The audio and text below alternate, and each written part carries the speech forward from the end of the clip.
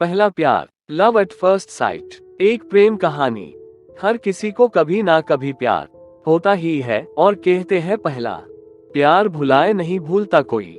पहला प्यार वो होता है जो सबकी जिंदगी में एक नया एहसास लाता है। पहला प्यार जिंदगी के सबसे खूबसूरत पलों में से एक होता है, लेकिन बहुत कम ही ऐसे किस्मत वाले लोग होते हैं जिनका पहला प्यार ही आखिरी प्यार हो। ऐसी ही एक कहानी प्रीति और अवनीश की है। प्रीति और अवनीश एक ही स्कूल में पढ़ते थे। अवनीश 10वीं में था और प्रीति 9वीं में थी।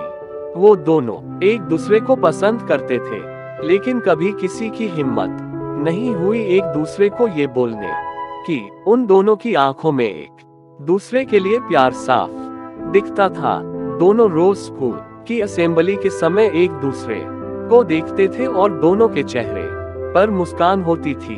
जब गर्मी की छुट्टियां चल रही थी और अवनीश को प्रीति की बहुत याद आ रही थी, क्योंकि अभी स्कूल भी बंद था और वो एक दूसरे को देख भी नहीं पाते थे और ना ही उनका घर कहीं एक दूसरे के आजू बाजू में था। बहुत सोचते सोचते एक दिन अमित प्रीति को फेसबुक पर ढूंढने लगा। शायद उसका अकाउंट हो। स्कूल में उन दोनों ने कभी एक दूसरे से बात नहीं किया था और ना ही कभी सोशल मीडिया पर एक दूसरे को फॉलो करते थे। अब जो कि स्कूल बंद थे, अवनीश खुद को रोक नहीं पाया। फेसबुक पर तो बहुत सी प्रीति नाम की लड़कियां मिली, लेकिन जिस प्रीति को वो ढूंढ रहा था वो नहीं मिली। अवनीश बहुत उदास हो गया। वो बहुत बेचैन हो रहा था प्रीति को देखने के लिए, लेकिन वो कुछ नहीं कर सकता था। उधर प्रीति भी अवनीश को देखने के लिए स्कूल खुलने का इंतजार कर रही थी। प्रीति 9वीं कक्षा में थी तो उसके घर वालों ने उसे फोन नहीं दिया था, तो वो किसी भी सोशल मीडिया पर नहीं थी। स्कूल खुलने के लिए अभी 15 दिन बाकी था। वो दोनों एक दूसरे को देखने के लिए बेचैन थे। आखिर 15 दिन बाद स्कूल खुल गया। दोनों स्कूल जाने के लिए बहुत उत्सुक थे। अवनीश स्कूल समय के 10 मिनट पहले ही जाकर स्कूल गेट के बाहर खड़ा होकर प्रीति का इंतजार कर रहा था। सब बच्चे एक एक करके स्कूल आ रहे थे, लेकिन प्रीति अभी तक उसे नहीं दिखी। गेट पर खड़े चौकीदार ने कहा कि अंदर जाओ, अब गेट बंद होने वाला है। आखिर अवनीश क्या करता, वो अंदर चला गया और अपने क्लास में बैग रखकर प्रार्थना के लिए असेंबली में गया। वो बहुत उदास था कि प्रीति क्यों नहीं आई।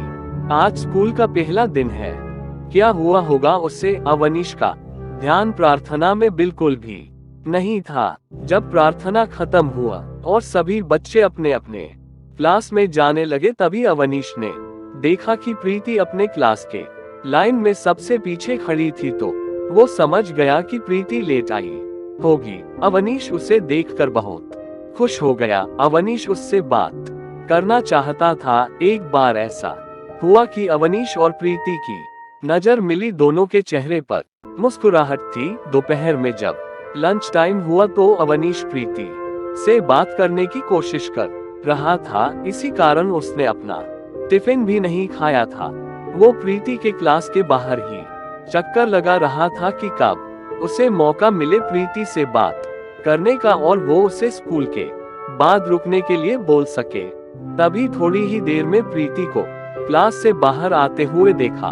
वो अकेली थी। मौका देखते ही अवनीश ने प्रीति से कह दिया कि स्कूल के बाद थोड़ी देर के लिए स्कूल के बाहर जो बस स्टॉप है वहां रुकना प्लीज। प्रीति उसे देखकर बोली ठीक है और चली गई। दोनों अपने क्लास में चले गए। बस जल्दी से स्कूल का समय खत्म होने का दोनों इंतजार कर रहे थे। प्रीति के मन में बहुत से प्रश्न चल रहे थे। अवनीश क्या बोलेगा, मैं उससे क्या बात करूंगी। स्कूल का समय खत्म हुआ।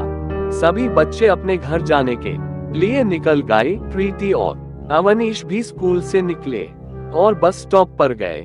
प्रीति जब वहां पहुंची तो अवनीश पहले से ही वहां खड़ा था। प्रीति उसके पास गई और उसके बाजू में जाकर खड़ी हो गई। अवनीश का दिल बहुत जोर से धड़कने लगा था। फिर अवनीश ने हिम्मत जुटाकर पूछा, तुम फेसबुक पर हो? वो बोली, नहीं मेरे पास फोन नहीं है। अवनीश ने पूछा, क्यों? तो प्रीति बोली, अभी मैं 9वीं क्लास में हूँ और मेरे घर पर अभी फोन चलाना माना है। अवनीश बोला, ठीक है फिर। दोनों के बीच थोड़ी शांति थी। फिर अवनीश ने पूछा, आज तुम लेट क्यों आई स्कूल? प्रीति बोली, मेरी बस छूट गई थी, मुझे देर हो गया। फिर प्रीति बोली, क्यों, तुम मेरा इंतजार कर रहे थे? अवनीश थोड़ा मुस्कुरा कर बोला, हाँ। फिर अवनीश ने पूछा कि अभी तुम घर चली जाओगी तो अगर मुझे तुमसे बात करना हुआ तो कैसे बात करूंगा? तुम अपना नंबर दो ना।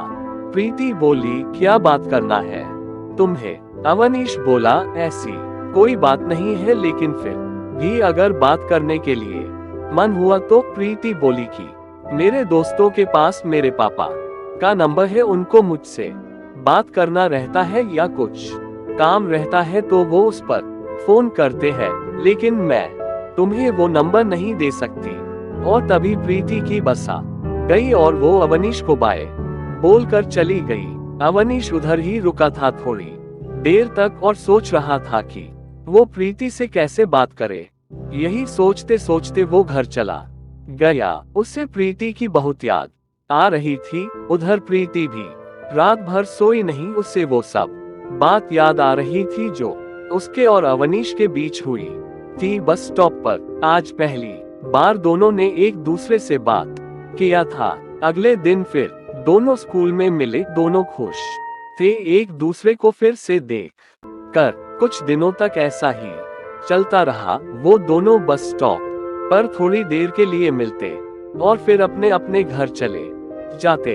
एक दिन अवनीश ने सोचा, बस हो गया, मैं और ऐसे नहीं रह सकता, अब मैं प्रीति को अपने दिल की बात कह दूंगा।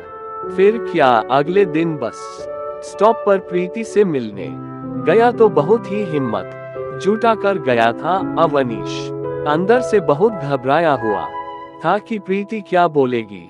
जब वो बस स्टॉप पर मिले तो प्रीति उससे अपने परीक्षा के बारे में बात कर रही थी। तभी बीच में अवनीश बोल पड़ा, मुझे तुमसे कुछ बात करनी है। प्रीति बोली, हाँ बोलो। अवनीश चुप हो गया, उसके दोनों पैर कांपने लगे। फिर उसने आंख बंद करके जल्दी से बोल दिया, आई लव यू। ये सुनते ही प्रीति का दिल जोर जोर से धड़कने लगा। उसे समझ नहीं आ रहा था कि वो क्या बोले। अवनीश ने उससे कहा, कुछ बोलो, तुम क्या सोचती हो मेरे बारे में?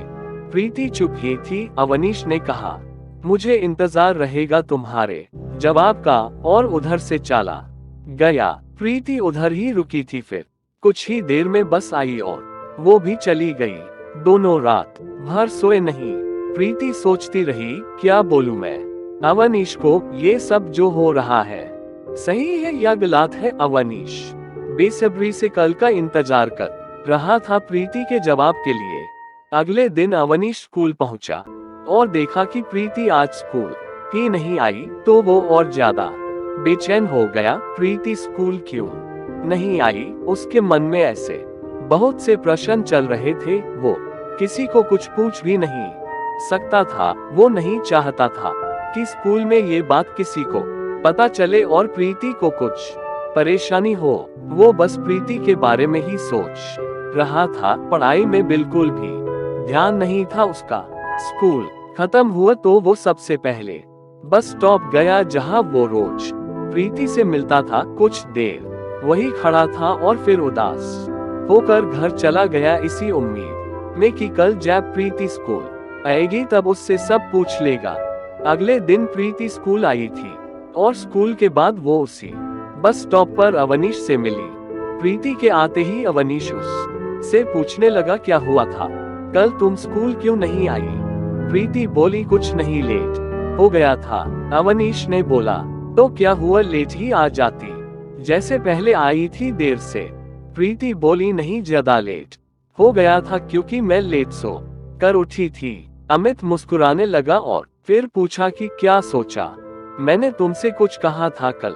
प्रीति चुप ही थी, फिर बोली, क्या बोलूं, मुझे कुछ समझ ही नहीं आ रहा है। अवनीश बोला, उसमें इतना क्या सोचना, मुझे पता है तुम भी मुझसे प्यार करती हो। मैंने देखा है तुम्हारी आंखों में प्रीति मुस्कुराने लगी। फिर अवनीश प्रीति का जवाब समझ गया और बोला, मैं समझ गया तुम्हारा जवाब, लेकिन सुनो, मुझे तुमसे बात करना रहता है। कैसे करूं? तुम्हारे पास तो फोन भी नहीं है, प्रीति बोली। तुम मुझे अपना नंबर दे दो, मैं तुम्हें फोन कर दूंगी जब पापा का फोन मेरे पास होगा तो। लेकिन तुम दोबारा उस नंबर पर फोन नहीं करना। अमित बोला, ठीक है, और उसे अपना नंबर दे दिया और दोनों अपने घर चले गए। धन्यवाद। वीडियो को लाइक और चैनल को सब्सक्राइब करें। इस वीडियो के भाग 2 के लिए थोड़ा सा इंतजार करें।